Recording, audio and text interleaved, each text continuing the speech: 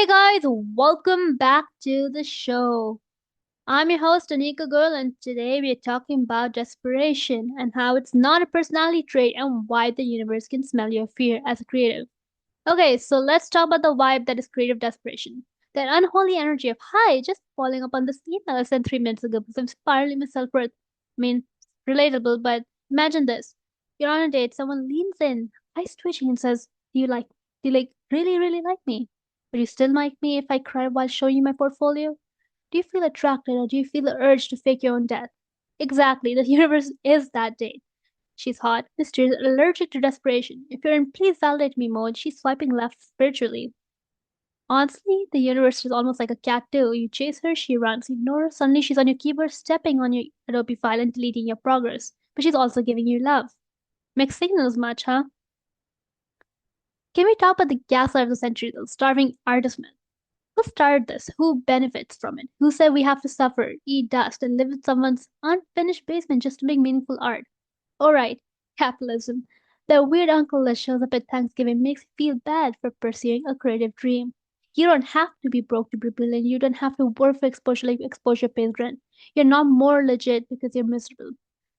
Honestly, let's just start romanticizing paid invoices. Create from overflow, not crisis, and artistic choices slap and pay for therapy.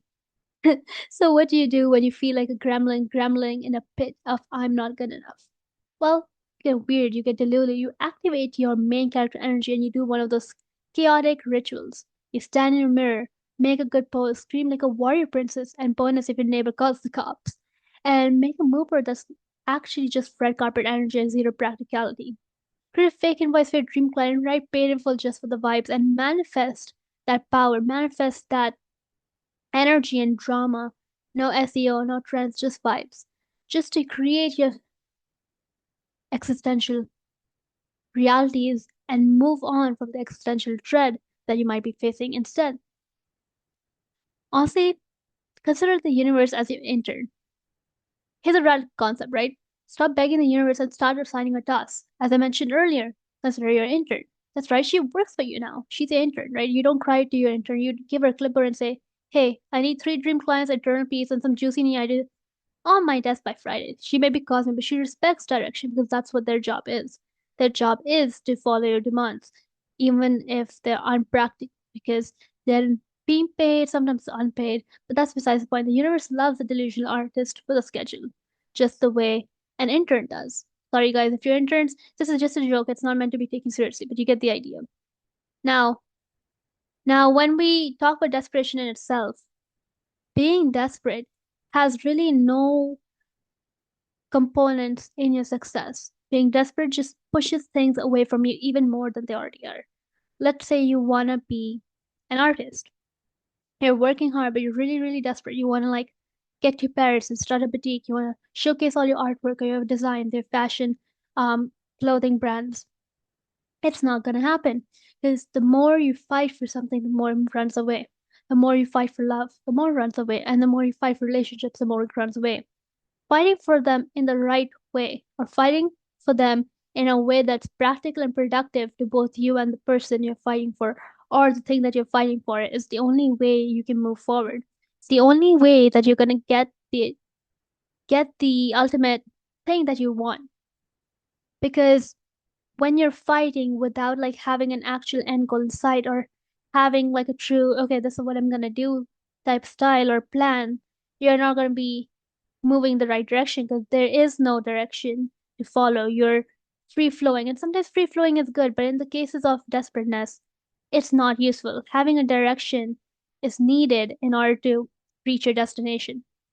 And I know in my previous episodes I've mentioned direction is also not very important because like even with the GPS, right? Sometimes you take a couple U-turns, you take a couple changes in direction, but you still reach your destination.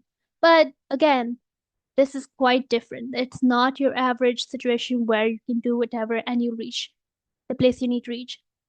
And so that's where I bring in the fact that you need to kind of just breathe, be chaotic, be inhaling in the confidence and be proud of what you're doing. Even if it's loud, honest, expensive, it doesn't matter. Just go for it. You're the algorithm, you're the muse. You're not desperate, you're not broken. You're Beyonce in a warehouse full of Etsy sellers. Um, Honestly, just keep giving yourself positive thoughts, positive vibes, and just exhale broke artist trauma. Inhale delusional joy, exhale comparison culture.